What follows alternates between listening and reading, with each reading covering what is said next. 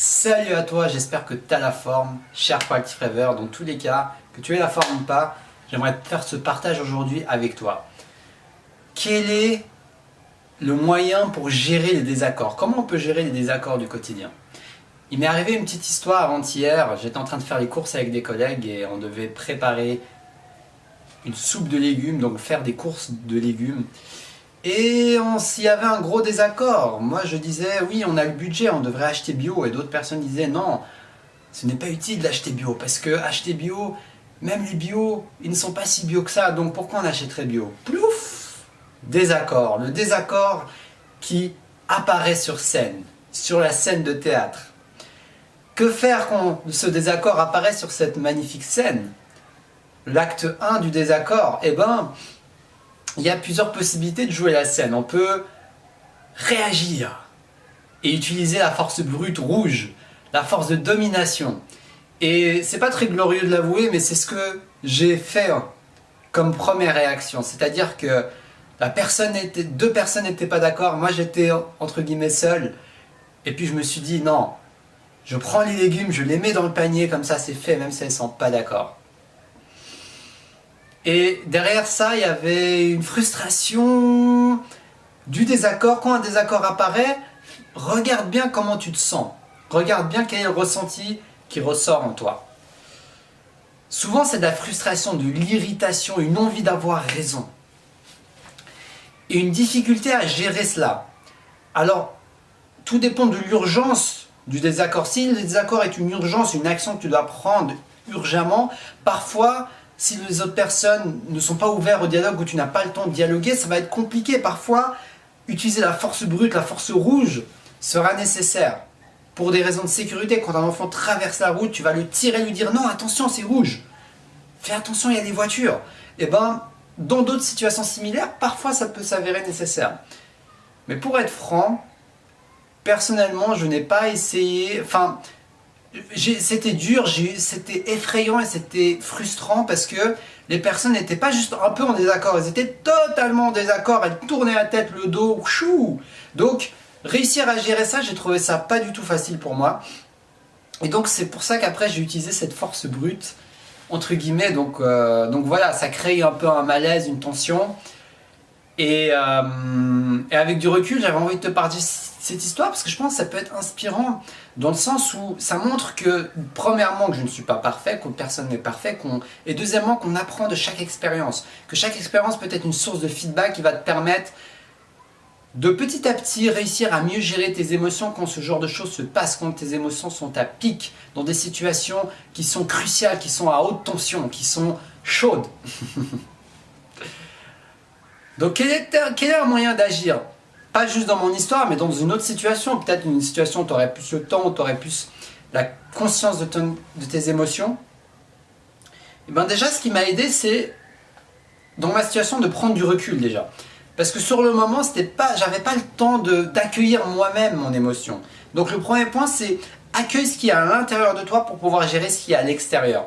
Parce que tant que tu n'auras pas accueilli les émotions perturbatrices qui apparaissent par la situation, qui font apparaître des émotions qui sont déjà en toi, tu ne seras pas totalement toi-même, tu ne seras pas objectif, tu seras dirigé, gouverné par cette réaction émotionnelle qui ne te donnera pas le luxe d'agir avec cohérence et d'agir avec une solution la plus viable et qui a le plus de chances d'aboutir au résultat que tu veux avoir également. Parce que, oui, dans notre monde, on doit bien collaborer avec les autres si on veut créer des projets, grandir, aboutir à des choses.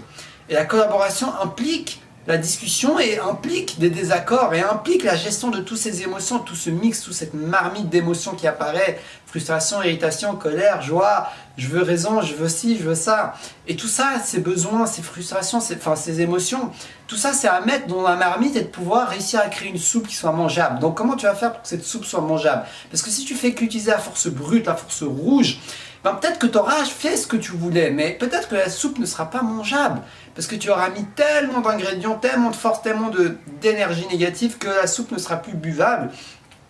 Et que même si toi tu peux boire ta soupe parce que tu as mis tes propres ingrédients qui te plaisent, les autres ne pourront pas boire la soupe parce que tu les as forcés à ne pas mettre leurs propres ingrédients. Donc, pense toujours aux besoins de l'autre, ne pense pas que à ton besoin. Non seulement c'est une manière beaucoup plus empathique et compassionnante, enfin d'agir avec plus de compassion envers autrui, mais en plus de cela, ce qui peut également te motiver, c'est que tu as encore plus de chances d'y arriver. Imagine quelqu'un qui te dit « Écoute, j'ai une solution qui va pouvoir répondre à ton besoin. Hey, écoute, j'ai une solution qui va te pouvoir... Je sais que tu as envie de ça, je sais que tu as envie que ça soit comme ça. Et bien tu sais quoi, j'ai une solution qui va te permettre d'avoir ci, d'avoir ça comme tu le souhaites. » Si tu commences ta phrase comme ça, la personne aura beaucoup plus de chances d'être à l'écoute et d'être ouverte.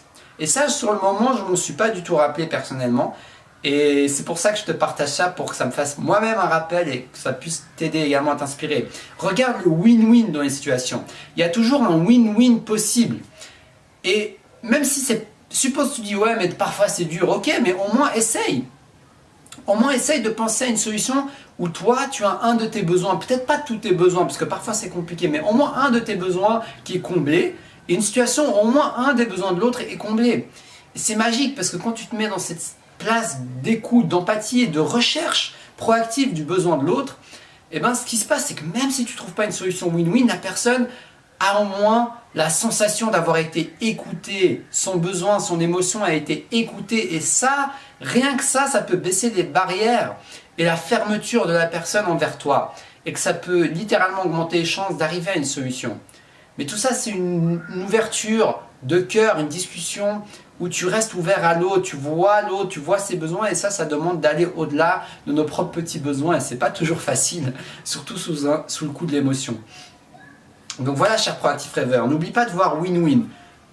Et ce dont je t'ai parlé au début, c'est n'oublie pas de prendre du recul si tu as besoin de temps, si tu as besoin peut-être de partir de la situation, si tu as besoin de prendre une pause, de méditer, de te retrouver avec toi-même, de faire un truc qui te défoule, enfin quelque chose qui te permet de gérer ton émotion, ça te permettra de revenir dans un terrain beaucoup plus neutre et beaucoup plus objectif pour mieux gérer la situation.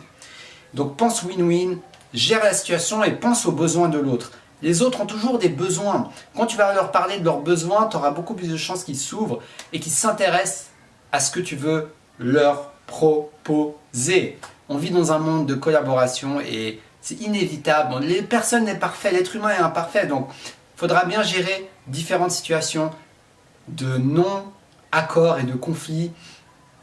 Et donc, c'est à toi de choisir si tu veux augmenter tes chances de résoudre les conflits ou bien juste rester borné dans une seule chose, une seule manière de faire, une seule manière de penser et laisser tout le reste incognito en fermant les yeux dessus sans prendre en compte l'ensemble des humains qui nous entourent et de nos différentes personnalités et expériences.